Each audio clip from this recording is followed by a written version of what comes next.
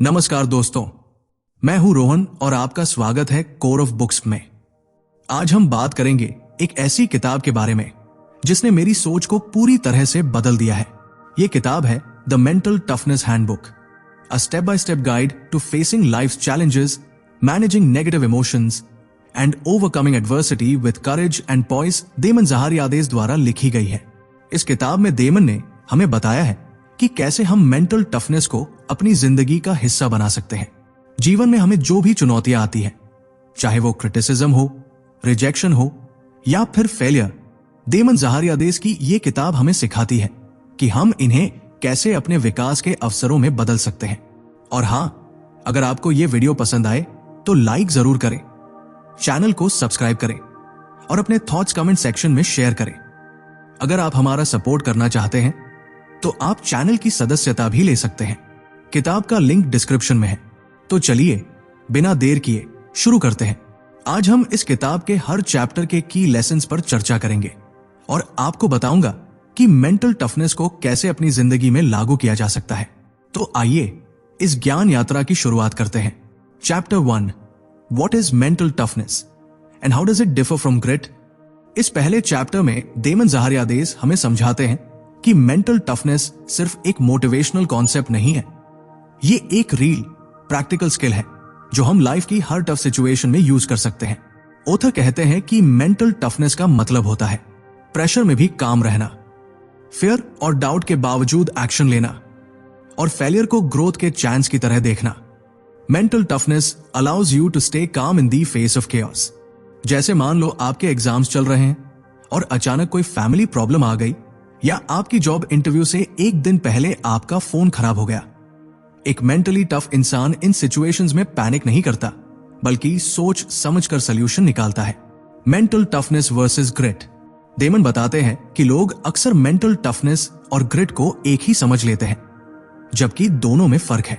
Grit का मतलब है लॉन्ग टर्म गोल्स के लिए हार्ड वर्क और कंसिस्टेंसी दिखाना, जबकि मेंटल टफनेस में ग्रिट के साथ साथ इमोशनल स्ट्रेंथ, फ्लेक्सिबिलिटी और नेगेटिविटी को मैनेज करने की स्किल भी शामिल होती है। यहां एक और इंपॉर्टेंट पॉइंट यह है कि मेंटल टफनेस कोई टैलेंट नहीं है, ये सीखी जा सकती है step by step daily habits के जरिए।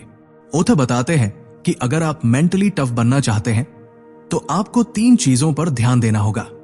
इमोशनल कंट्रोल, आपको अपने इमोशंस पर कंट्रोल रखना होगा, ना कि उन्हें आपके डिसीजंस कंट्रोल करने देना। Self talk, negative self talk से बाहर आना होगा, जैसे आई कांट डू दिस को लेट्स ट्राई वंस में बदलना होगा। रेजिलियंस, हर बार गिरने के बाद फिर खड़े होने का हौसला डेवलप करना होगा। इन सब क्वालिटीज को हम डे टू डे लाइफ में भी यूज कर सकते हैं, चाहे वो स्टडी हो, रिलेशनशिप में प्रॉब्लम हो या किसी बिग करियर डिसीजन का टाइम हो। Chapter 2, why mental toughness is important. इस चैप्टर में देमन ज़हारियादेस बताते हैं कि मेंटल टफनेस कोई लक्जरी नहीं है, ये लाइफ की जरूरत है। आज की दुनिया में जहां अनसर्टेनिटी, स्ट्रेस और डिस्ट्रैक्शंस हर जगह है, वहां मेंटली स्ट्रांग होना आपकी सबसे बड़ी स्ट्रेंथ बन सकती है। Without mental toughness, setbacks can feel like dead ends, with it they become डिटोर्स। Author कहते हैं कि जिन लोगों में मेंटल टफनेस होती है वो लाइफ की प्रॉब्लम्स को एज अ लेसन देखते हैं, नॉट एज अ फेलियर। वो लोग अपने गोल से इजिली डिस्ट्रैक्ट नहीं होते, चाहे उन्हें कितनी भी बार रिजेक्शन या डिसअपॉइंटमेंट क्यों न मिले। मेंटली टफ लोग क्या अलग करते हैं? वो इमोशंस को रिएक्ट करने से पहले प्रोसेस करते हैं। वो डिसिप्लिन से डिसीजंस लेते हैं, ना कि सिर्फ मूड के हिसाब से। वो डिफिकल्ट कॉन्वर्सेशन से भागते नहीं हैं, बल्कि फेस करते हैं। और सबसे important, they don't give up easily. उदाहरण के लिए सोचो कि आपकी किसी स्टार्टअप आइडिया को 2 बार इन्वेस्टर्स ने रिजेक्ट कर दिया। एक एवरेज इंसान यहां रुक जाएगा, लेकिन एक मेंटली टफ इंसान इसे फीडबैक की तरह लेगा, चीजों को इंप्रूव करेगा और तीसरी बार कॉन्फिडेंटली पिच करेगा। ऑथर बताते हैं कि मेंटल टफनेस आपको कंसिस्टेंट बनाता है। जब आपका मोटिवेशन लो होता है तब भी आप एक्शन लेते हो। क्लैरिटी देता है ताकि आप इमोशनल डिसीजंस न ले, बल्कि थॉटफुल चॉइसेस करें। लीडरशिप क्वालिटी डेवलप करता है, क्योंकि मेंटली स्ट्रांग लोग दूसरों को भी काम और फोकस रखते हैं। इस चैप्टर में यह भी बताया गया है कि मेंटल टफनेस सिर्फ करियर या गोल्स के लिए नहीं, बल्कि हेल्थ, रिलेशनशिप्स और डेली स्ट्रेस हैंडल करने के लिए भी बहुत जरूरी है। देमन कहते हैं टफ टाइम्स हर किसी की लाइफ में आते हैं, बट मेंटली स्ट्रांग लोग उनसे टूटते नहीं, बल्कि उनसे और भी पावरफुल बनकर निकलते हैं। Chapter 3, how mental toughness affects your attitude and behaviour. इस चैप्टर में देमन ज़ाहरियादे समझाते हैं कि आपकी एटीट्यूड और बिहेवियर दोनों पर मेंटल टफनेस का सीधा असर पड़ता है। आपकी सोच, माइंडसेट और आपके एक्शन पैटर्न्स इस बात पर डिपेंड करते हैं कि आप कितने इमोशनली स्ट्रांग हैं। Mental toughness creates a mental environment where confidence, patience and perseverance thrive. जब आप मेंटली टफ होते हैं तो आपकी थिंकिंग ऑप्टिमिस्टिक होती है, लेकिन सिर्फ होपफुल नहीं, रियलिस्टिक और प्रैक्टिकल भी। इसका असर आपके डेली बिहेवियर में दिखता है। आप प्रॉब्लम से डरते नहीं, उन्हें लॉजिकली टैकल करते हैं। आप छोटी छोटी फेलियर्स को पर्सनली नहीं लेते। आप दूसरों की नेगेटिविटी को एब्जॉर्ब नहीं करते।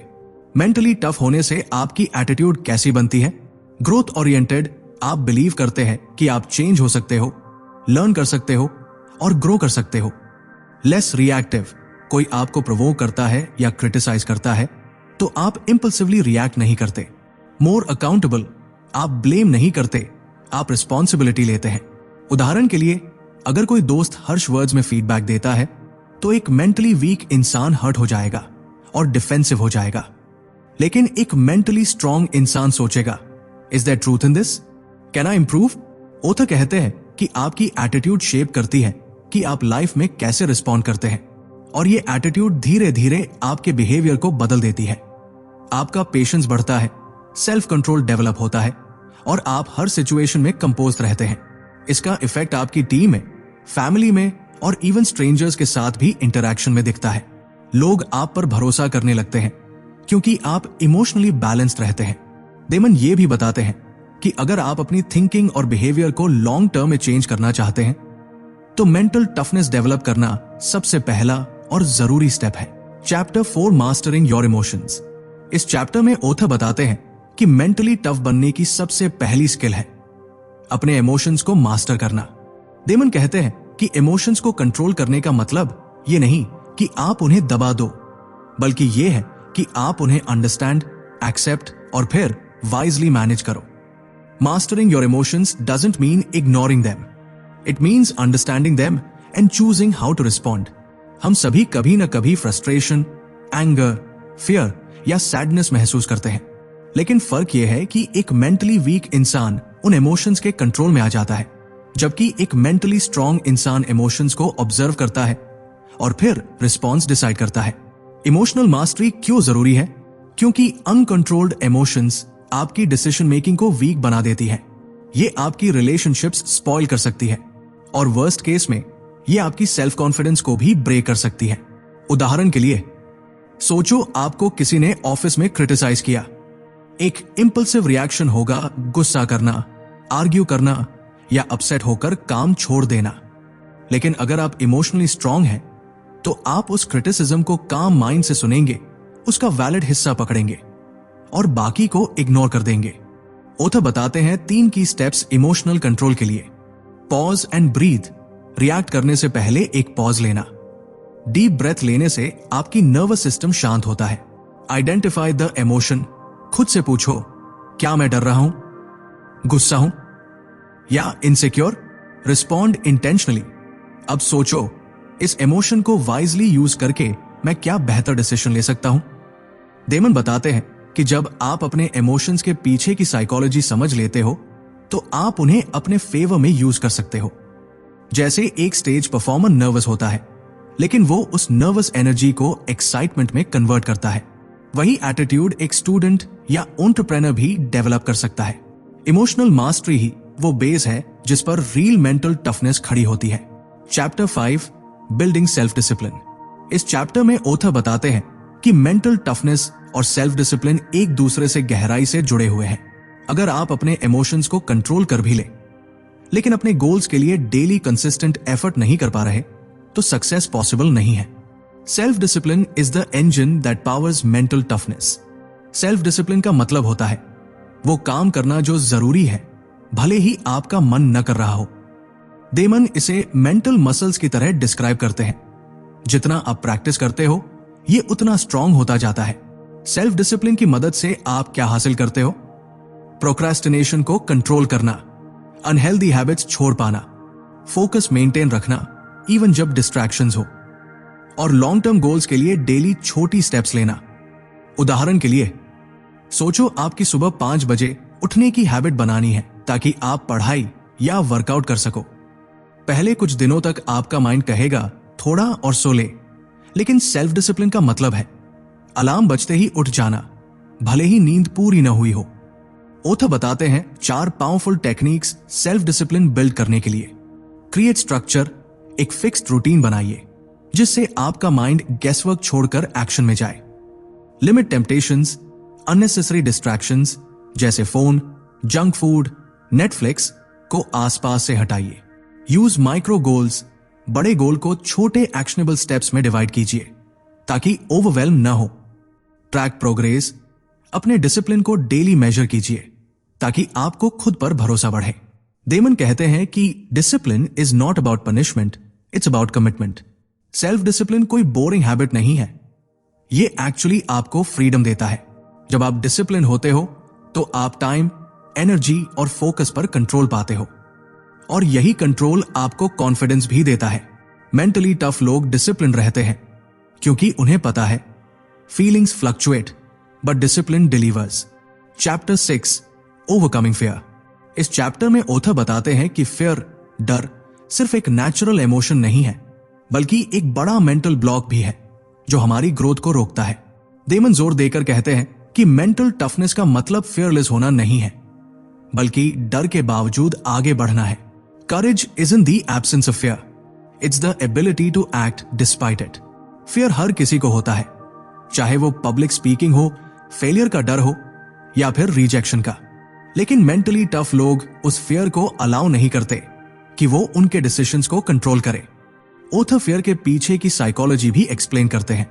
हमारा ब्रेन हमें डेंजर से बचाने के लिए प्रोग्राम्ड है, लेकिन आज की दुनिया में ज्यादातर डर रियल नहीं होते, वो सिर्फ परसीव्ड थ्रेट्स होते हैं।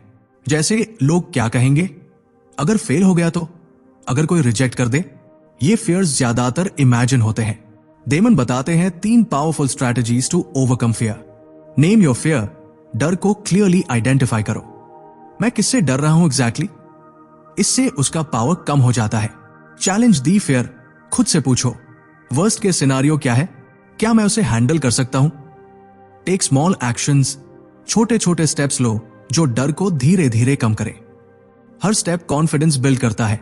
उदाहरण के लिए, अगर आप किसी इंपॉर्टेंट व्यक्ति को पिच करना चाहते हो लेकिन डर रहे हो रिजेक्शन से, तो पहले किसी दोस्त से प्रैक्टिस करो, फिर उस व्यक्ति को एक सिंपल मैसेज भेजो।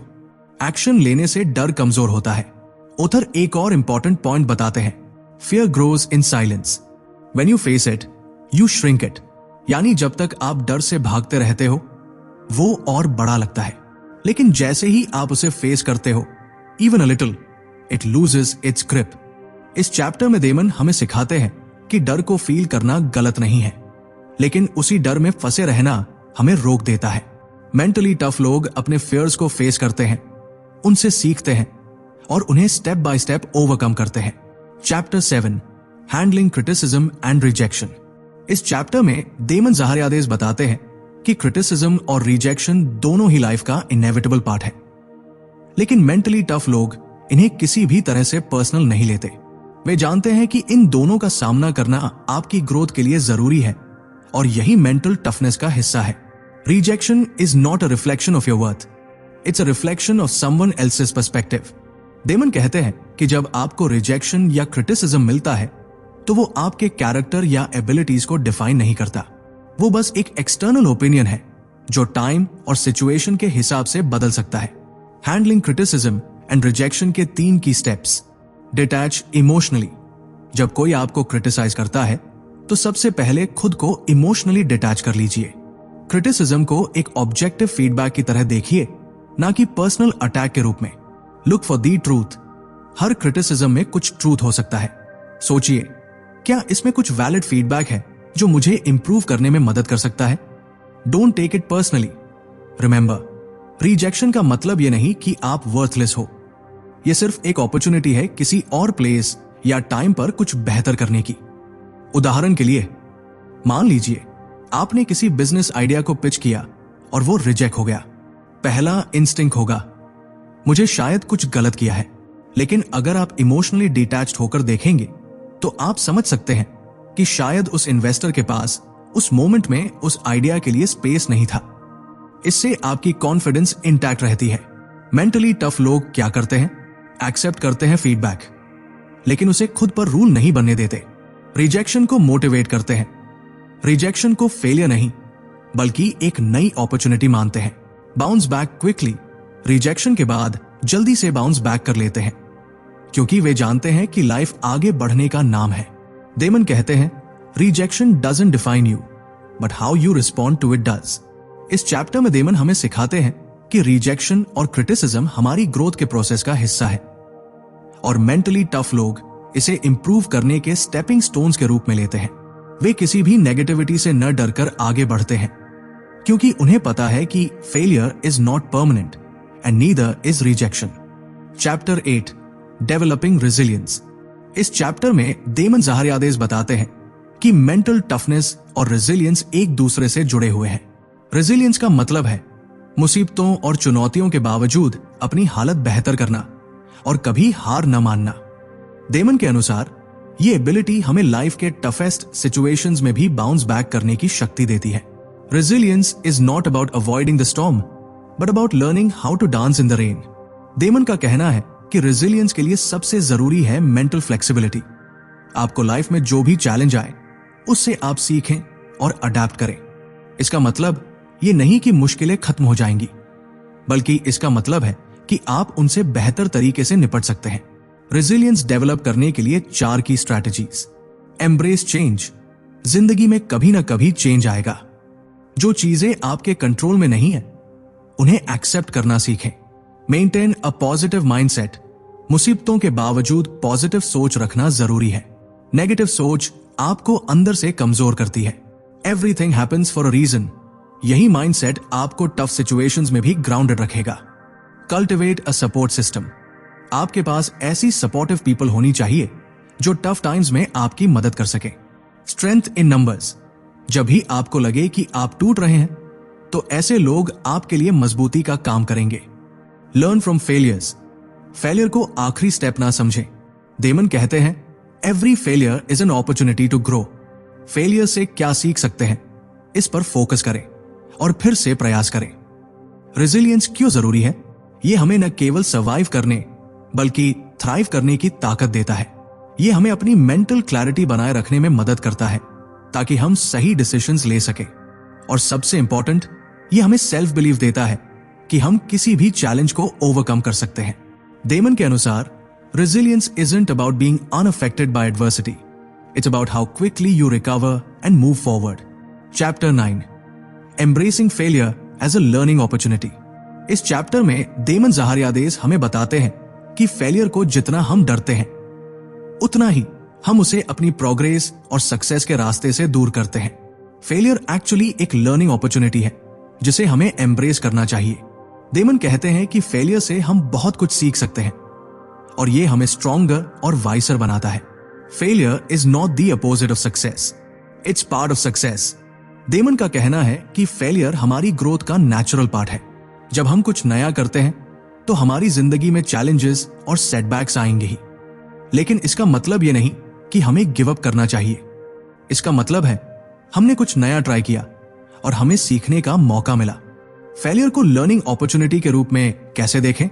Change your perspective. फेलियर को नेगेटिव एक्सपीरियंस के बजाय पॉजिटिव लेसन के रूप में देखें। इसे फेलियर नहीं बल्कि फीडबैक माने। Don't fear mistakes. मिस्टेक्स से डरना बंद करें।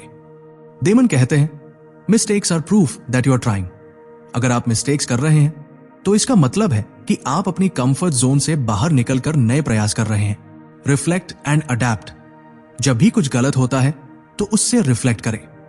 सोचें, क्या गलत हुआ और क्या मैं अगली बार इसे बेटर कर सकता हूं? इस रिफ्लेक्शन से आप अपनी एक्शंस को सुधार सकते हैं। Keep going. फेलियर के बाद यह जरूरी है कि आप कंटिन्यू टू पुश फॉरवर्ड। एक सेटबैक आपको स्टॉप नहीं कर सकता। जब तक आप उसे एक अपॉर्चुनिटी के रूप में देखें और उससे सीखें। मेंटली टफ लोग क्यों एम्ब्रेस करते हैं फेलियर? वे जानते हैं कि फेलियर टेम्पररी है और अगर उसे सही तरीके से हैंडल किया जाए तो ये लॉन्ग टर्म सक्सेस की तरफ ले जाता है। वे फियर ऑफ फेलियर को कंट्रोल करते हैं और फेलियर को एज अ टीचर देखते हैं, न कि एक एनिमी। डेमन का कहना है कि success is built upon a series of failures, each one teaching you something valuable. यही मेंटल टफनेस का एसेंशियल पार्ट है। फेलियर को एक्सेप्ट करना और उसे अपनी नेक्स्ट सक्सेस की ओर बढ़ने के एक स्टेपिंग स्टोन के रूप में देखना। Chapter 10, maintaining mental toughness over time. इस फाइनल चैप्टर में डेमन ज़ाहरियादेस हमें यह समझाते हैं कि मेंटल टफनेस केवल एक शॉर्ट टर्म गोल नहीं है, बल्कि इसे एक लाइफ टाइम हैबिट बनाना होता है। जो लोग मेंटली टफ होते हैं वे जानते हैं कि सिर्फ एक बार मेंटल टफनेस के प्रिंसिपल्स को अप्लाई करने से काम नहीं चलता। उन्हें लगातार अपने माइंडसेट और हैबिट्स को स्ट्रांग बनाना होता है। Mental toughness is not something you achieve, it's something you continue to cultivate. Damon के अनुसार मेंटल टफनेस का एसेंस यही है कि यह लाइफ टाइम प्रैक्टिस है। मेंटली टफ लोग कभी भी अपनी ग्रोथ को रुकने नहीं देते। वे जानते हैं कि चैलेंजेस और डिफिकल्टीज कभी भी खत्म नहीं होते, लेकिन उनकी अप्रोच उन्हें हर्डल से पार करने में मदद करती है। मेंटेनिंग मेंटल टफनेस के लिए 3 important steps. Consistency is key. Mental toughness कोई once in a while activity नहीं है, इसे डेली रूटीन का हिस्सा बनाना होता है। जैसे फिजिकल फिटनेस के लिए हमें रोज एक्सरसाइज चाहिए, वैसे ही मेंटल फिटनेस के लिए हमें रोज सेल्फ रिफ्लेक्शन, पॉजिटिविटी और रेजिलियंस की प्रैक्टिस करनी चाहिए। Self care and rest. Mental toughness का मतलब ये नहीं कि आप लगातार वर्क प्रेशर में रहकर खुद को थका दें। डेमन कहते हैं, rest and recovery are essential to maintaining mental toughness. यदि आप खुद को टाइम टू रेस्ट देंगे तो आपकी मेंटल एनर्जी भी बनी रहती है। Stay focused on your goals. Mental toughness को मेंटेन करने के लिए क्लियर गोल्स रखना जरूरी है। लॉन्ग टर्म विजन और डेली एक्शंस के बीच संतुलन बनाए रखें ताकि आप हर चैलेंज को एक स्टेपिंग स्टोन के रूप में देख सकें। मेंटल टफनेस को मेंटेन करने के और भी तरीके। Surround yourself with positivity. अपने आसपास ऐसे लोग रखें जो आपको सपोर्ट करें और जो आपकी मेंटल टफनेस को बूस्ट करें। Adapt and evolve. समय के साथ अपनी स्ट्रैटेजीज और अप्रोचेस को इवॉल्व करें। जीवन में बदलाव आते रहते हैं और मेंटल टफनेस उन्हीं बदलावों के बीच थ्राइव करने का नाम है। Celebrate progress. छोटी छोटी जीतों का उत्सव मनाना भी जरूरी है। जब भी आप एक चैलेंज ओवरकम करें, अपने प्रोग्रेस को एक्नॉलेज करें। डेमन अंत में कहते हैं, mental toughness isn't a one time achievement, it's a life long journey and it's the daily habits and mindset shifts that make all the difference. तो दोस्तों, ये था द मेंटल टफनेस हैंडबुक का डिटेल्ड समरी। उम्मीद है कि आपको daemon ज़ाहरियादेस की इस किताब से बहुत कुछ सीखने को मिला होगा। जैसा कि हमने देखा, मेंटल टफनेस केवल एक क्वालिटी नहीं है, बल्कि ये एक लाइफ लॉन्ग जर्नी है जिसे हमें लगातार डेवलप और मेंटेन करना होता है। अगर आप भी क्रिटिसिज्म, फेलियर और रिजेक्शन को अपॉर्चुनिटीज में बदलना चाहते हैं और जिंदगी की चुनौतियों का सामना करेज और पॉइस के साथ करना चाहते हैं, तो ये किताब जरूर पढ़ें। आप इसे डेमन ज़ाहरियादेस से सीख सकते हैं, जैसे मैंने सीखा। अगर आपको वीडियो पसंद आया हो तो लाइक और सब्सक्राइब करना न भूलें और कमेंट में मुझे बताएं कि आपको इस किताब का कौन सा लेसन सबसे ज्यादा इंपैक्टफुल लगा। अगले वीडियो में फिर मिलेंगे एक नई किताब और नई इंसाइट्स के साथ। Stay strong, stay tough. Thanks for watching.